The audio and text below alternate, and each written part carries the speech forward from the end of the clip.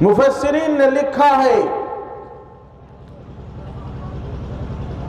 کہ یہ موسیٰ علیہ السلام سے لڑنے والے جادوگر جو فرعون نے بلایا تھا حضرت موسیٰ کو ڈاؤن کرنے کے لیے، نیچے کرنے کے لیے، ہرانے کے لیے، وہ سب جادوگر جب آئے تو ان لوگوں نے یہ دیکھا کہ موسیٰ علیہ السلام کا تو لباس بہت لمبا چوڑا ہے،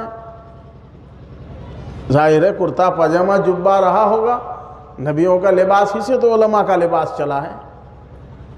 تو انہوں نے دیکھا کہ حضرت موسیٰ علیہ السلام کا لباس لمبا چوڑا ہے، پگڑی باندھے ہوئے ہیں، تو ان تمام جادوگروں نے سوچا کہ ہم لوگ بھی اسی طرح لباس پہن لیں، جن کے ساتھ مقابلہ ہوگا تو انہی جیسا لباس بھی ہونا چاہیے، چنانچہ لباس اسی طرح کا پہنا۔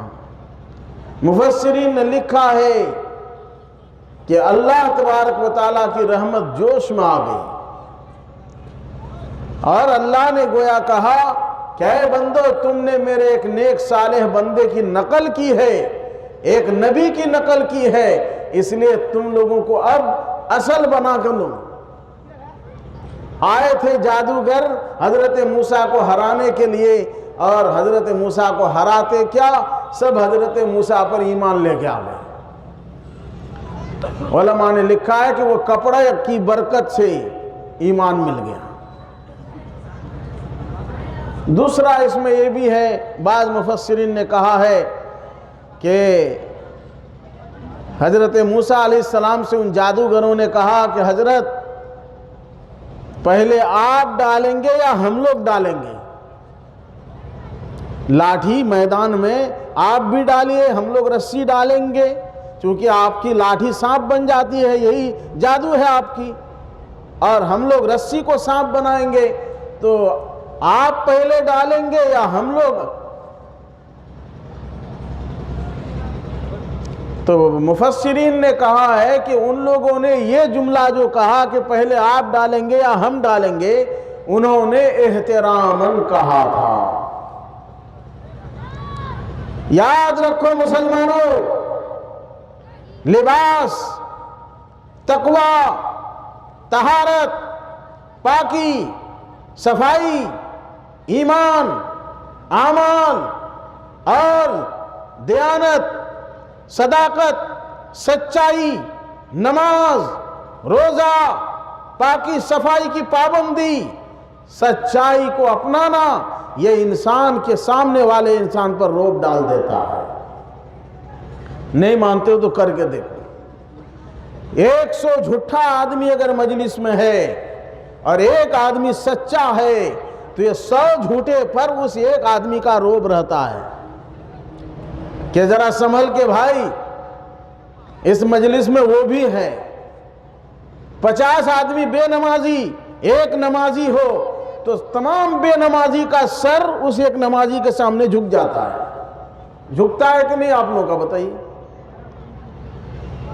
ایک آدمی ذکر کرنے والا ہو، عالم، اور 10 عالم وہاں بیٹھے ہوئے وہ ذکر کرنے والے نہ ہو، میں بتا رہا ہوں خدا کو گواہ کر کے، رات کے اندھیری میں تہجد کے بعد اٹھ کر کے جو دھیمی دھیمی آواز سے اللہ کو یاد کرتا ہے، ذکر کرتا ہے، وہاں باقی سونے والے علماء ہوں یا حفاظ ہوں یا ماسٹر ڈاکٹر ہوں، وہ جب اٹھتے ہیں تو صبح ان کے سر اس آدمی کے سامنے جھکے ہوتے ہیں اور وہ سب کے سب اس کو ماننے کے لیے تیار ہو جاتے ہیں۔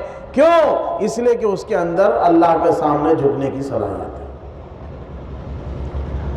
انسان تو انسان، جانور بھی آپ کے سامنے جھکنے کے لیے تیار ہو جائے گا۔ پرانے زمانے میں ہوا ہے، آج بھی ہوتا ہے، اس لیے اسی میں خیر ہے۔ حضرت موسیٰ علیہ السلام نے تو ابھی ان لوگوں کو ایمان کی دعوت بھی نہیں دی تھی، وہ لوگ تو آئے تھے موسیٰ علیہ السلام کو ڈاؤن کرنے کے لیے، لیکن احترام دل میں کہاں سے آیا؟ جب آدمی اللہ کا ہو جاتا ہے، من کان للہ کان اللہ لہ، جو اللہ کا ہو گیا اللہ اس کا ہو گیا، جو اللہ کے سامنے جھکتا ہے اللہ ساری دنیا کو اس کے سامنے جھکا دیتا ہے، جو اللہ سے ڈرتا ہے اللہ ساری دنیا کو اس سے ڈراتا ہے، ڈر ہوتا ہے اس کا۔ بڑے بڑے لوگ ڈر جاتے ہیں، تو دنیا کے بڑے سے بڑے کافر بھی ہو تو اس کے اندر خوف ہوتا ہے کہ پتہ نہیں یہ آدمی کیا کر دے گا۔ حضرت موسیٰ علیہ السلام سے ٹکرانے کے لیے آئے تھے، لیکن علماء نے لکھا ہے کہ انہوں نے یہ پوچھا کہ حضرت پہلے لاٹھی آپ ڈالیں گے یا ہم لوگ ڈالیں گے؟ میدان میں لاٹھی پھینکیے گا تو سانپ بنے گی، اور ہم لوگ رسی پھینکیں گے تو رسیاں سانپ بن جائیں گی، حضرت پہلے آپ ڈالیں گے یا ہم؟ علماء نے لکھا ہے کہ یہ جملہ انہوں نے حضرت موسیٰ کے احترام میں کہا تھا، احترام پیدا ہو گیا دل میں، آئے لڑنے کے لیے، لیکن شکل دیکھ کر، صورت دیکھ کر، عبادت دیکھ کر، تقوی دیکھ کر، پیشانی سے چمکنے والا نور دیکھ کر کے ان کے دل میں احترام پیدا ہوا، تو احتراماً کم از کم اتنا کہا کہ حضرت پہلے آپ ڈالیے گا یا ہم لوگ ڈالیں گے؟ علماء نے لکھا ہے کہ چونکہ اتنا ادب کیا، اتنا احترام تو کیا کم از کم، لڑنے بھرنے والا، اس احترام کی برکت سے اللہ نے ان لوگوں کو ایمان سے نواز دیا۔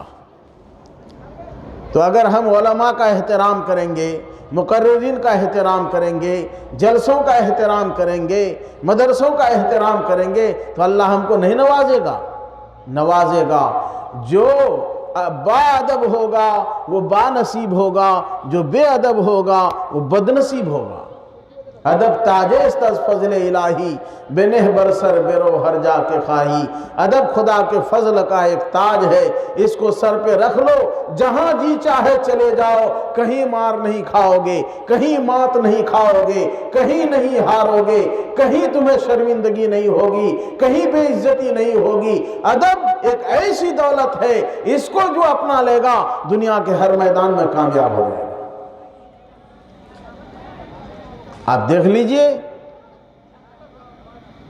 جس آدمی کے اندر ادب ہے، احترام ہے، لوگوں سے بولنے چالنے کا اخلاق بلند ہے، اچھی بات کرتا ہے، مسکراتا ہے، ہر امیر غریب سے مصافحہ کرتا ہے، ہر امیر غریب کا خیال رکھتا ہے، اس آدمی سے لوگ محبت کرتے ہیں۔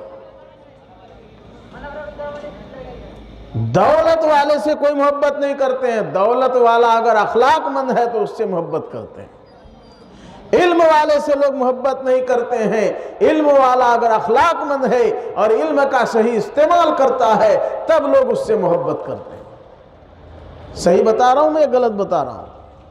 دولت مند تو بہت ہیں، اس سے لوگ محبت نہیں کرتے ہیں، لیکن اس دولت مند سے لوگ محبت کرتے ہیں جو غریبوں کی شادیوں میں مدد کرتا ہے، اس دولت مند سے لوگ محبت کرتے ہیں جو غریبوں کا خیال رکھتا ہے، جو پریشان حالوں کی پریشانی میں جاتا ہے، پوچھتا ہے، اور ان کی خوشی میں خوش ہوتا ہے، ان کے غمی سے غم کرتا ہے، پریشان ہوتا ہے، اور ان کے چہرے پہ مسکان لانے کی فکر کرتا ہے۔